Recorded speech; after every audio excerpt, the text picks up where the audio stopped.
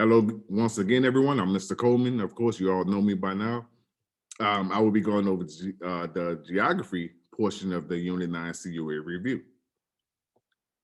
Our learning objective for this video is today I will prepare for the geography portion of the CUA. So I can expand on my knowledge to make sure I have an understanding. I know I have it when I can take my exam without being nervous. All right, so this slide, we're going to talk about some of the water sources that we have in Southeast and East Asia. So when it comes to water in Southeast and East Asia, there are so many different bodies of water to choose from for their everyday needs. There's the Pacific Ocean, the Sea of Japan, the East China Sea, the South China Sea, the Bay of Bengal, the Gulf of Thailand, and so many more, as you can see here on this map that we have right here in front of us. In China, there's also the Yellow River and the Yangtze River. And you guys should know what that is, as we went over that in our geography review. So the Yellow River is also called the Huanghe, and the Yangtze River is also called the Changjing. So the Yangtze River plays a major role in the transportation of goods throughout the country. So remember that. It is China's principal waterway. Here's a trivia question.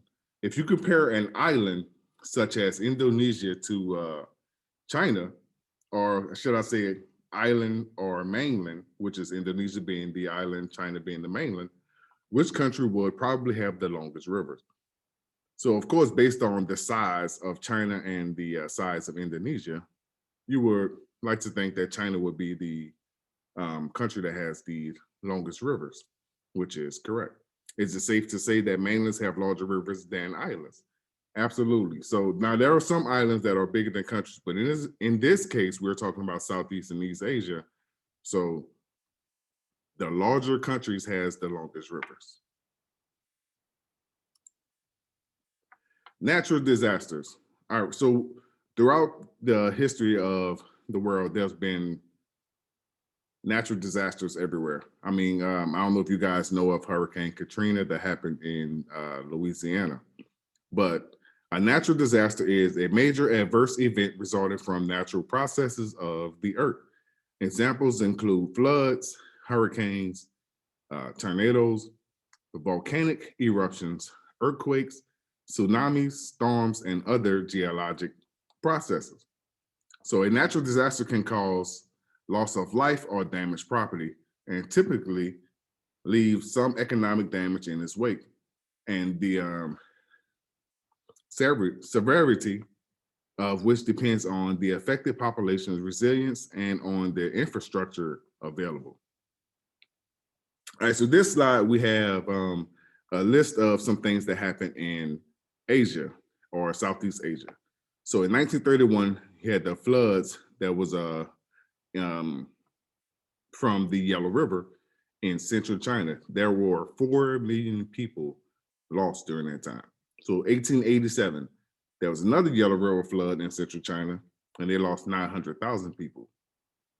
1556, there was an earthquake in Shaanxi, and that was also in central China, 830,000 people. In 1970, the Bola cyclone in Bangladesh, 500,000 people. 1839, Karinga cyclone in Andhra Pradesh, India, 300,000 people. And then the most recent one in Southeast and East Asia was in the Indian Ocean, the tsunami. It happened in 14 countries, 260,000 people. So over 230,000 people, okay? All right, so here's just a few questions I want to ask you guys. Something you may see on the upcoming CUA exam. So by looking at this map, can you tell me which countries were once ruled by Malaysia? So when you're looking at this map, you're looking for anything that's in parentheses. In parentheses mean it was once ruled by another country. So right here, Singapore was once ruled by Malaysia. All right, let's look at another question. By looking at this map, can you tell me which countries were once ruled by the United Kingdom?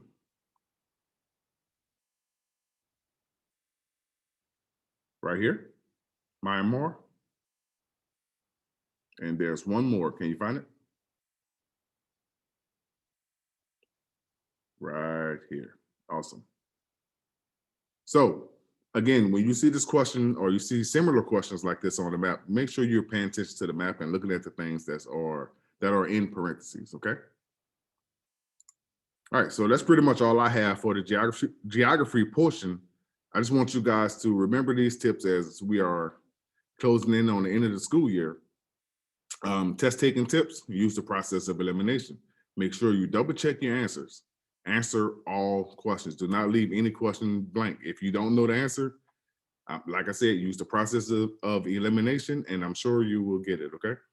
And if it doesn't look right, then it probably isn't right. Again, guys, that's all I have for my portion of the video. You guys have a good day and good luck on your exam.